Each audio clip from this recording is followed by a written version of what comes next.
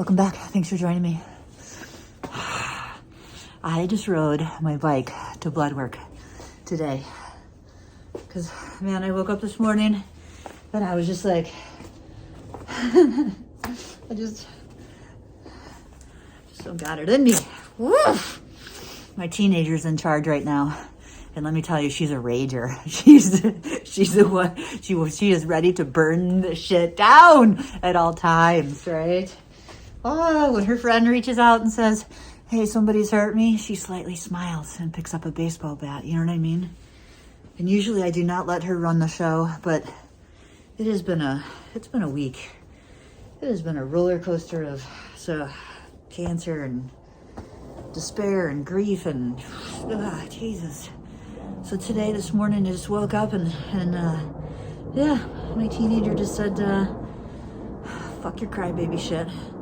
Let's do this. We love this shit. And she's right. Because I had my music on full blast. I'm singing, and I'm strong, and I crushed it. I crushed this ride. 6 miles to my hospital, got my blood work done. Super depressing cancer center bullshit in your brain for an hour. And so many young people in the chemo center, so many young people all in their 20s. What the fuck? Ooh, you just got to get rid of it, right? Get back on my bicycle, 6 miles home. Yes! 30 degrees outside, 30-mile-an-hour winds. Oh, yes. Okay, we have so much to talk about. This is, yes. Yeah, but I gotta get inside because it is freezing, okay? We'll take this up in a minute. Grab a cup of coffee, tea, whatever. We got some stuff to go through. Whew. Fuck yes, fucking magic unicorn. All right, whew, that is so much better. Took a nice hot shower, got some tea. I can wrap my hands around and keep warming up. I'm so incredibly grateful to my body in this moment for being able to respond to my needs because, like I said, I've been raging this week. I'm trying to push through some stuff. California. I went to California to see an amazing new doctor that is the expert of my mutation and my disease, and he's doing gene therapy. So I have been so incredibly fucking fortunate to this time. Diagnosed with stage 4 cancer 4 years ago. Told I wasn't gonna probably make it through the end of the year. And did I think they were right? And I physically went to the bowels of fucking hell, but somehow, by the miracle of science, I just keep crawling out of it, and I'm super strong right now. And going to California to see this guy, I like a new science, the new fancy science that they're doing with your genes, you know? And man, this guy, mind-blowing stuff. Do you know they have figured out that people with Parkinson's do not get cancer? And they know why. They figured out that people with Down syndrome do not get cancer. And they know why. And now they're just trying to figure out what to do with it, right? And some of the stuff he was talking about, like they are pulling your genes out, manipulating them, putting them back in. They're turning them into little fucking cancer robot killers, right? Just put the genes back in and they march through your body, killing the cancer. I mean, this is sci-fi shit that he was talking about. It was awesome. It was amazing. So awesome. So amazing. None of it is applicable to me today. The future of science is bright. The future of science is bright. Oh man. I really believe like the stuff that he was talking about, you give it another 2-3 years. Wow, it's gonna be amazing. And look, when I walked into that appointment, there was no next step, right? I'm doing chemo. I've been doing some radiation, some cryoablation, but I'm coming to the end of what I can do with those tools, and so that's why I was going to this doctor. But yeah, I'm considered stable in my disease. So this is where the mind fuck comes in, right? Because you can't be proactive with cancer, right? The tools that I'm using are making me be considered stable in disease. And what that means is that your cancer has to grow 20% or less, 20% or less, and you're considered stable. Doesn't make sense to me, because every time I go in and all of these little lesions that are all through my lungs, each one of them grows a little bit. You add that all together, it's a lot of fucking growth. But that's not how they measure it.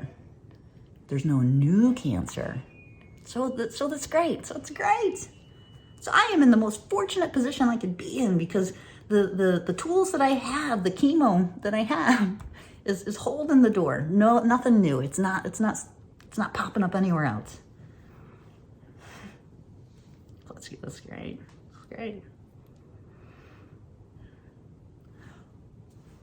When the cancer grows, the first new spot I have, he said, come back, and I will. You come back to me, and I will get you into a program within 2 weeks. Right? And hopefully it works.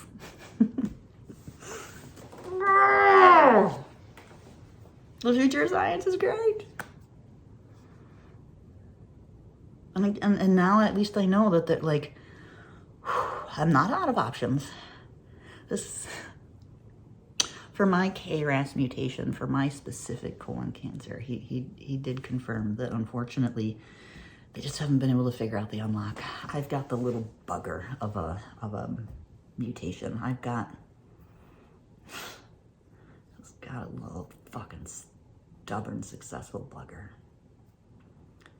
They haven't been able to figure out what to do with my mutation yet. Unfortunately, we're still relying on the old tools. But he did say that my team is I am crushing it. My team has every step of the way. They have done aggressive new science. And thank you for confirming that I wasn't just emotionally sticking with my team. That I believe in them, and but it was a rough appointment. I think I just walked out of there just so grateful for the future of science. Fucking, you always hear me say, I just got to stay alive to keep up with the science, right? So I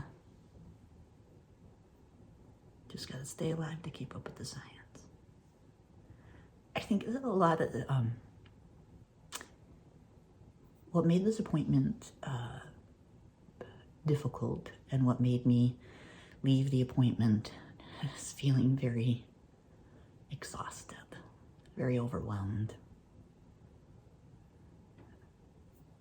I was starting to go into hopelessness, really, just because I just don't think I'm ever going to get out of this. But I think that was compounded because my appointment was on Monday, and over the weekend prior, we said goodbye to a beautiful human. If you remember my friend Annie from Colorado, who we just went to run a charity race with and celebrate our lives.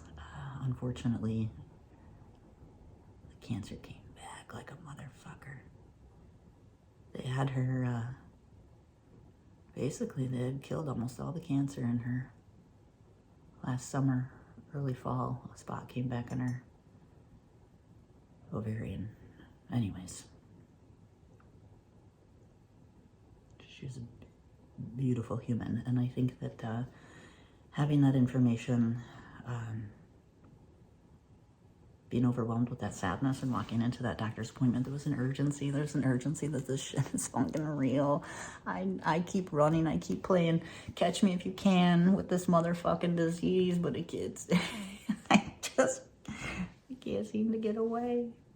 And this is the thing, I've got mad skills to deal with this mentally and emotionally. I mean, you gotta remember, right? The foundation of my life was started. My dad surrounded himself with a merry band of violent drunks. So we had so many opportunities to learn about endurance and perseverance and disassociation, right? When the crying and the screaming starts and the helplessness of a small child, you're just like, whoo! boom, I've got mad skills. And honestly, one of those moms from my childhood, man, she was married to the most violent, just pieces of shit humans. The things he did to her, but I watched her day after day. Man, talk about knock someone down and she comes back. She wasn't like the other moms. She didn't curl into a ball and cry and get depressed. And all she did. She did. Boy, did she. But she fucking got up every time. And there's a little piece of her in me. She gave me that strength. That every time you get knocked down, you just get back up. So I've got the mad skills. I've got mad skills. I'm just tired. I'm just so tired.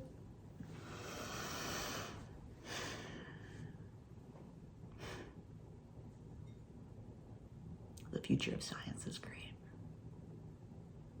Yeah. So I did fall into a little bit of a hole this week, and I allowed myself to be there. I let the teenager rage. And I tempered her a little bit, you know. I went to Target and I put the little girl in me in charge, and I spent 2 hours going through the toy section, picking out everything that I'd want. And then the adult came into charge and put it all away. But yeah, I've got mad skills. I've got mad skills to know how to deal with this and yeah. Like I'm getting there. I'm getting there. Being able to physically do things like ride my fucking bike in winter is amazing. It's my wife's birthday weekend. Her entire weekend, this entire weekend is for my wife, and so I'm. It's another reason why I want to find a good place up here so that I can give her a great birthday weekend. Well, to the future of science, right? All right.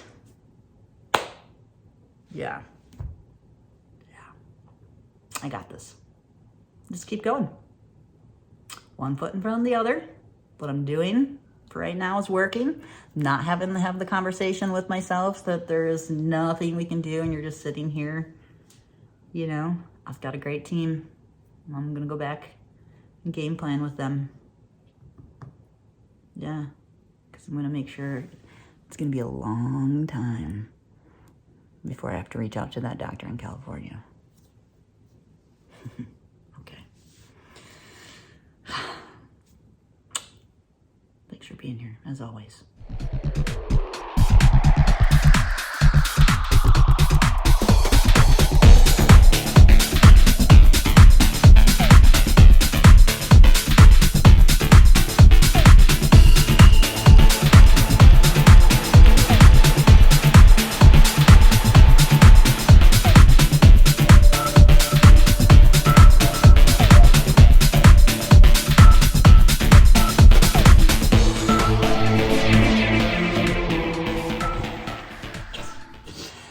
Thank you for sticking around to the end, because now I get to share this with you.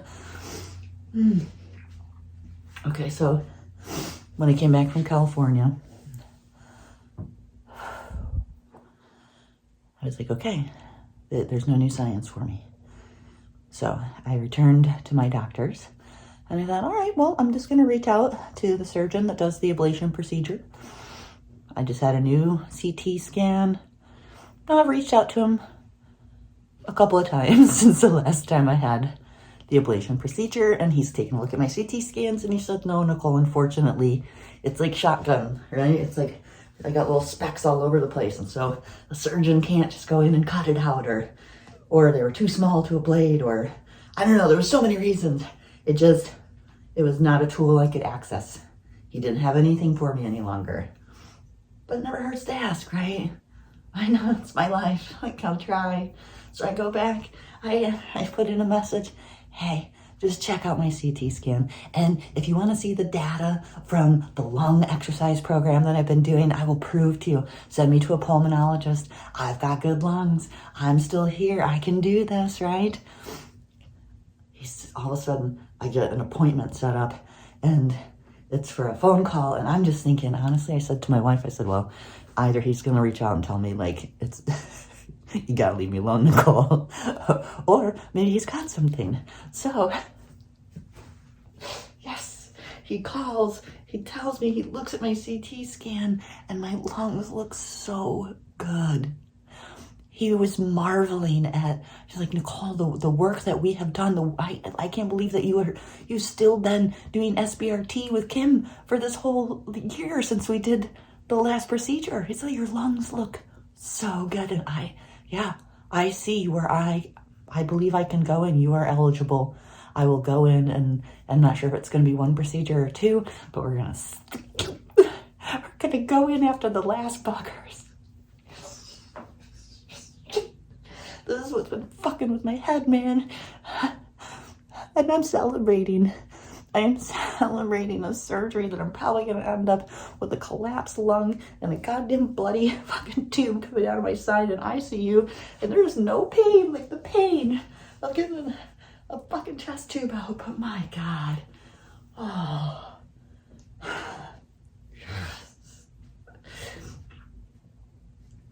I was coming back from California, and with the new science and looking at the future being great, but it doesn't apply to me. And to go back and just sit in chemo and not have to, I need to be trying, even if it doesn't work. I need to be trying, because I need at the end to be able to be like, I fucking gave it my all. And when you don't have science to match that attitude or that desire, it is so hopeless. It is so hard.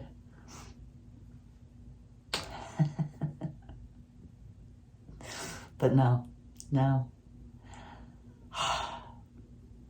I have kept all of those times that I have kicked myself into action, and I have supported myself. I have helped create the situation where he feels I am strong enough, I'm healthy enough to take another couple of times going under.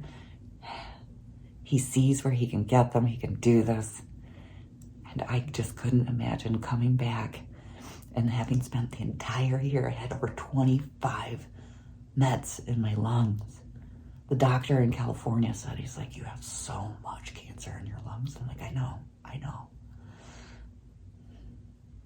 But my fucking rockstar team, they're letting me.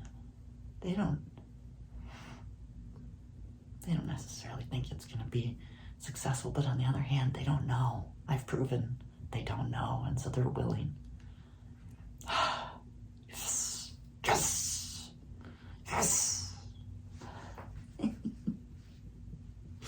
I can keep trying to kill this little goddamn motherfucker. Okay. Yeah, I'm celebrating lung surgery. Yes. Oh man. Okay. Thanks for sticking around to the end. See, if you'd left early, you would have missed this celebration.